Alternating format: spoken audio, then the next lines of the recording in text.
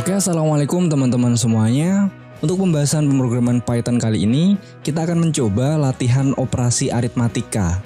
Jadi di sini kita akan coba menyelesaikan beberapa studi kasus yang sudah ada ya teman-teman, dengan memanfaatkan operator aritmatika, tentunya bahasa pemrograman Python.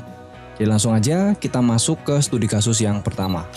Untuk studi kasus yang pertama teman-teman, di sini soalnya adalah kita harus membuat program yang meminta pengguna untuk memasukkan dua angka, lalu hitung dan tampilkan hasil penjumlahan, pengurangan, perkalian, dan pembagian dari kedua angka tersebut.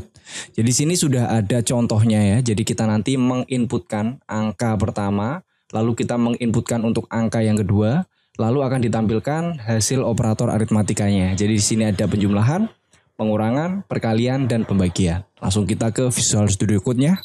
Kita buat dulu teman-teman untuk inputan. Jadi kita punya dua variabel, input angka pertama dan input angka kedua. Jadi saya akan buat sebuah variabel namanya A. Dia ini adalah variabel kosong yang akan kita inputkan. Dan kita akan coba berikan tipe datanya adalah integer. Berarti kita berikan int, input. Dan untuk narasinya di sini kita berikan masukan angka pertama. Atau angka pertama gitu aja teman-teman. Masukannya kita pangkas ya. Selanjutnya di sini saya akan buat variabel B. Sama, dia juga integer.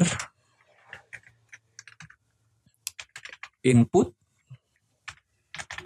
Untuk narasinya di sini kita berikan angka kedua. Oke, kalau sudah teman-teman, tinggal kita tampilkan untuk outputnya ya. Jadi di sini kita akan print.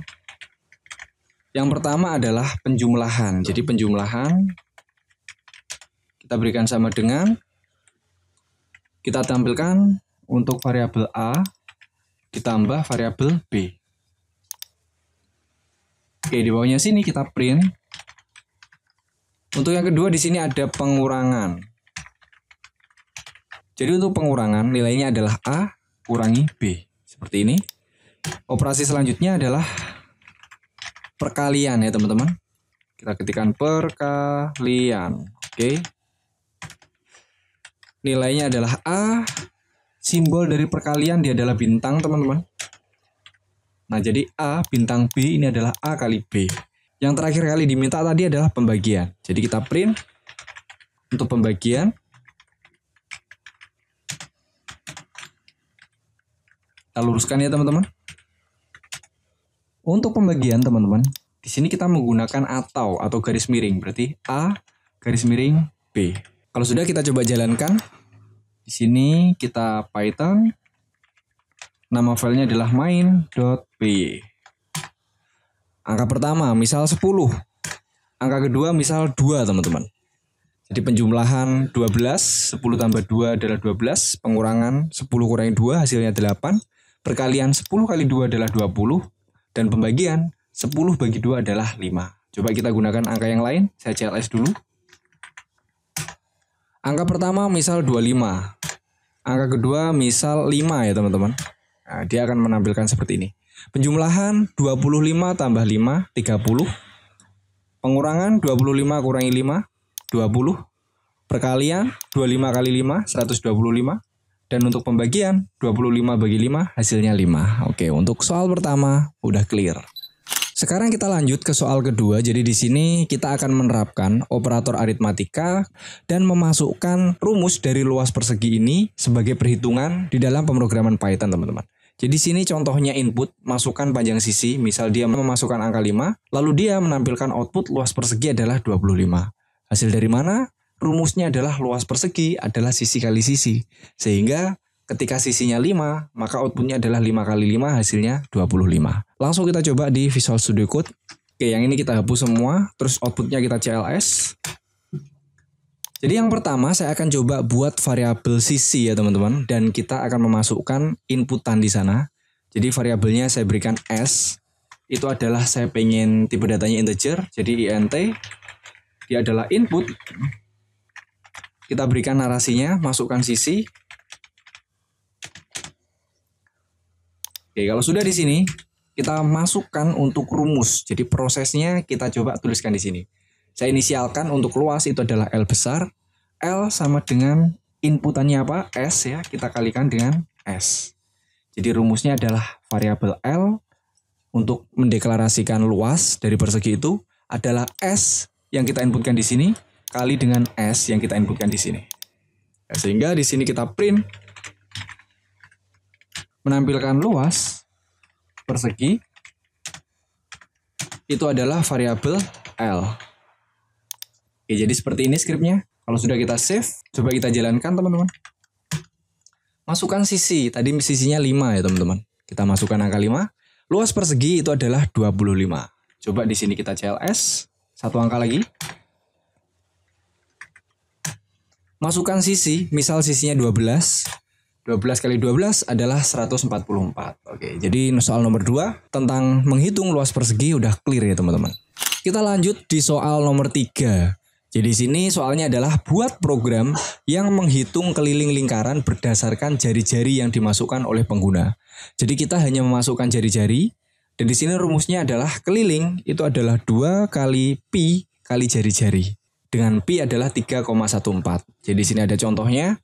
Masukkan jari-jari lingkaran, misal 7, contoh output keliling lingkaran adalah 43,96. Berarti nanti kita akan coba memasukkan rumus ini teman-teman. Langsung kita masuk ke Visual Studio Code. Kita hapus semuanya ya untuk script yang sebelumnya. Terus untuk output kita CLS. Oke. Sekarang kita akan coba deklarasikan pi ya. Jadi pi-nya tadi sudah ditentukan yaitu 3,14. Berarti di sini saya buat variabel namanya PHI pi itu adalah 3.14 atau 3,14. Selanjutnya kita akan membuat sebuah inputan untuk memasukkan jari-jarinya. Jadi di sini saya akan buat R ya, jari-jari. Inputan saya masukkan dengan angka bilangan bulat, jadi int atau integer. Di sini kita berikan input. Narasinya adalah masukkan jari-jari.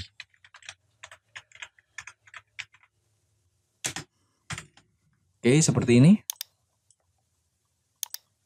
Kalau sudah di bawahnya sini, saya akan memasukkan rumus dari keliling lingkaran tadi teman-teman. Jadi L itu adalah 2 kali pi kali R. Rumusnya seperti itu. Kalau sudah kita print untuk keliling lingkaran itu adalah variabel. Oh sorry teman-teman, ini tidak L, seharusnya K ya, keliling. Oke, seperti ini. Jadi pi 3,14, jari-jari adalah yang dimasukkan, lalu keliling itu adalah 2 kali pi kali R. Dan di sini kita tampilkan untuk keliling lingkarannya. Coba kita save, coba dijalankan teman-teman. Masukkan jari-jari, misal jari-jarinya 7 tadi ya. Oke, hasilnya 43,96. Udah sesuai. Kita coba menggunakan satu angka lain. Saya ingin memasukkan angka 21 ya untuk jari-jarinya. Jadi keliling lingkaran adalah 131.88. Oke, jadi seperti itu untuk soal nomor 3 sudah clear. Kita akan lanjut soal nomor 4 yaitu tentang suhu ya teman-tean. Jadi di sini kita disuruh buat program untuk mengkonversi suhu dari Celsius ke Fahrenheit. Rumusnya adalah Fahrenheit itu adalah Celsius kali 9/5 ditambahkan 32. Di sini ada contoh inputnya. Masukkan suhu dalam Celsius, misal 25. Contoh outputnya adalah suhu dalam Fahrenheit itu adalah 77.0. Oke, langsung kita masuk ke Visual Studio Code-nya. Di sini pembahasan sebelumnya kita hapus. Terus untuk output kita CLS. Oke, di sini saya akan deklarasikan C atau suhu dalam Celsius itu adalah inputan. Berarti dia adalah input dalam integer aja, nggak masalah. Kita berikan input. Saya berikan narasi di sini masukkan Celsius. Kalau sudah kita akan hitung dengan menggunakan rumusnya. Jadi F atau Fahrenheit, rumusnya adalah Celsius. Kita kalikan dengan 9/5, lalu kita tambahkan dengan 32. Tapi di sini ada kurung-kurungnya teman-teman. Agar dia terkelompokkan mana yang diproses duluan dan mana yang belakangan. Jadi Celsius ini kita kurung dengan 9/5 dan 9/5-nya ini kita kurung tersendiri. 9/5 itu 9 dibagi 5 ya teman-teman.